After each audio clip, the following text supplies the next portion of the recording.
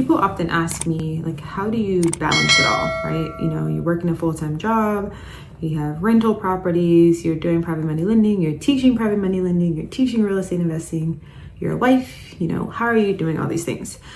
And I actually really sat down to think about it because I feel like it's one of those things where you're kind of just living your life and you develop skills and you adapt and you figure it out. But I was like, no, I think there is a method to the madness, and I will be sharing with you today what the method is to that madness. So I took some notes and I'll reference those. So there's 4 primary strategies that I use to balance it all. The first one is compartmentalization. Now, the way that my brain is set up, I like to keep things in their own little buckets, right? So I have my real estate investing bucket, and then I have my private lending bucket, I have my day job bucket, I have my friends and family. And then sometimes even those buckets have their own little buckets, right? So in real estate investing, you know, each state has its own bucket, right? Its own things going on, its own issues, its own successes. And so I kind of try to focus my thoughts on one bucket at a time, right? Not just letting my mind wander all over the place and confuse me and stress me out. I try to focus on the thing in front of me right now, unless I am intentionally setting aside time to just be the CEO of my life and of my business and think across those buckets. But outside of that, I pretty much try to compartmentalize my thoughts, my time, my activities, even in my calendar. You know, I use my calendar as a to-do list, and I block off time for the specific thing that I need to do, and I color code it, and it works for me, right? So that's part of my compartmentalization and keeping things separate. And what it does is it helps you really focus on the thing that is important right now, right? And not be trying to multitask and do all the things at once. And that brings me to another point. The second one is that I do not multitask, okay? I actually don't think I'm capable of multitasking. Like, I've tried. Sometimes I think I'm multitasking, like I really think I'm doing it. And maybe sometimes I am. So like when I'm driving, I'm listening to a podcast. Okay, yeah, that's technically multitasking. But what I mean is I'm not watching a training video and writing a lease at the same time. Like, that's just not how my mind works. I cannot focus on drafting a document and listening to something at the same time. I cannot be on the phone with someone and do my work. Like, it just, I just can't do it, right? I don't know what it is. Maybe it's just a me thing, but I do not multitask, you know, outside of what we talked about, like driving or walking. I can walk and listen to a book or something like that. Like, I can move my body or do automated things, but if it requires brain power or brain activity, I can only do one thing at a time, okay? So first, compartmentalization, then no multitasking. The third thing is I keep everything on a single calendar. Now, I actually used to use this planner called the Passion Planner, and I loved it. And it was a very nice, well put together planner, but it was more than a planner, right? It was inspiration, it was to-do lists and all kinds of things. I loved it. And it even had a space in the beginning where you could write out your vision and your goals, and I just loved it. And I would use it every year. Now, that worked for me when I was a student, when I was in law school. It actually worked for me at the beginning of my career as well as a teacher. And then it worked for me in the beginning of my legal career. But as I started to do more complex things and have my hand in more buckets, it no longer worked for me because I had to physically have this planner with me. And if I didn't have my planner, I felt crippled. I felt like I didn't have access to my to-do list or my thoughts or my brainstorm or even my calendar, right? Because I had everything in that book. Or if something happened to it. I remember one time, I think someone spilled a drink on my planner and I freaked out because I was like, oh my gosh, like I have so many things in there, you're gonna ruin it and I'll lose those thoughts forever. So I eventually transitioned to a digital calendar, and I only have one calendar. Well, let me back up, that's not true.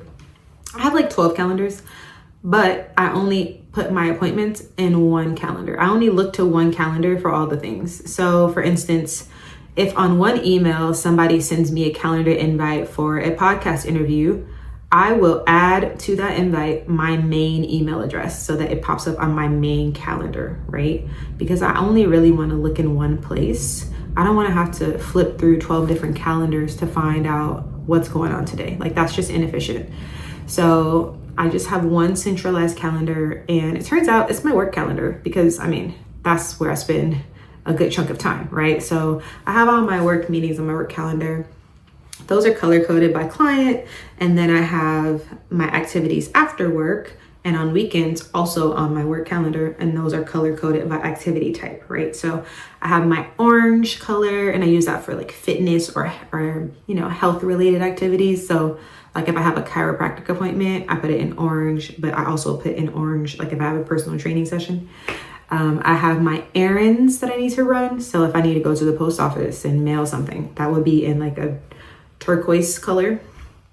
I have my fun time. So like time I'm spending with family and friends, or just like some sort of fun event, I'll put that in purple. So et cetera, right? So each activity has its own color, and that helps me keep things organized. But also when I look at the calendar, I immediately know what kind of time that's going to be, right? If I look at it and I see turquoise, I know that I'm probably going to have to get in my car and go somewhere, So I try to, be prepared for that thing. And when I'm taking a glance at my week on a Sunday, right, because I'm getting ready for the week, take a glance at my calendar. And if I see it's full of purple, like I'm excited because I'm like, oh my gosh, this is going to be such a fun week.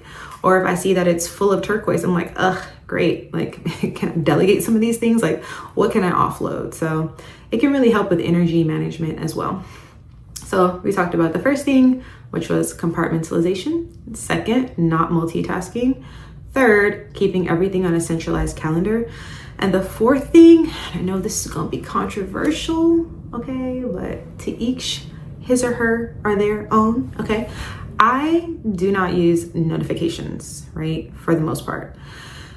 What does that look like? So you know how you're at work and, maybe your job uses Outlook or Teams, and you get something that pops up on your screen every time you get a Teams message, or you get a notification every time you get an Outlook mail. Like, I don't have any of that on, okay? So first of all, my Outlook is not open unless I'm intentionally in Outlook checking emails, right? And I have a section on my calendar blocked off for checking emails, right? So my email isn't just open all day to be dragged by the whim of my colleagues. Absolutely not. Like, that is not efficient. And my Teams is not open either. Like, if you have an urgent request, you might want to email me, right? Like, you probably don't want to message me on Teams because I check that every few days, not every day. Same thing with my phone. Like, I do not have my notifications on usually, right? I have it on reduce interruptions or do not disturb or fitness or whatever I'm doing, but that thing ain't ringing. I'm not getting a notification of the text message until I check my phone, right? I'm not getting email notifications. I have to decide that it's time to look at my phone, and then I'll see the things that come in usually. Now, I have some exceptions to that. Like, my husband is on a favorites list. My parents are on favorites list, but outside of that, there's nothing really coming through there, right? Now, some things I do have notifications on are on my laptop. So when I have my laptop open, if I have the sound on, I might get a Mighty Networks notification or something. But that's pretty much it, right? Because the only reason I have the Mighty Networks on is because I want to know if a client is saying something to me, if I need to address something. But outside of that, I don't get any other notifications. I do not get notifications on my watch. So I have a Apple Watch, and you know how it's connected to the phone. I be seeing people walking down the street, they watches ringing, or they be at a dinner table, and all of a sudden you see them staring at their watch, and they like completely tuned you out, didn't hear nothing you said.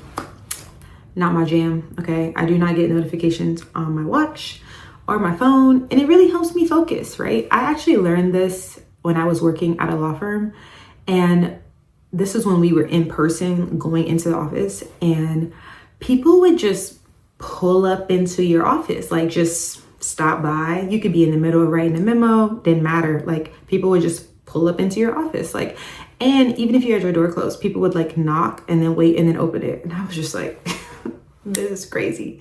And so all the interruptions really can make it difficult to have continuity on a project and really see something to the finish line. And so I found that if I turned off, it was Skype at the time, if I turned off my Skype messages and kept my email closed, I could actually finish a memo in one sitting. Oh, phenomenal, right? Who would have thought?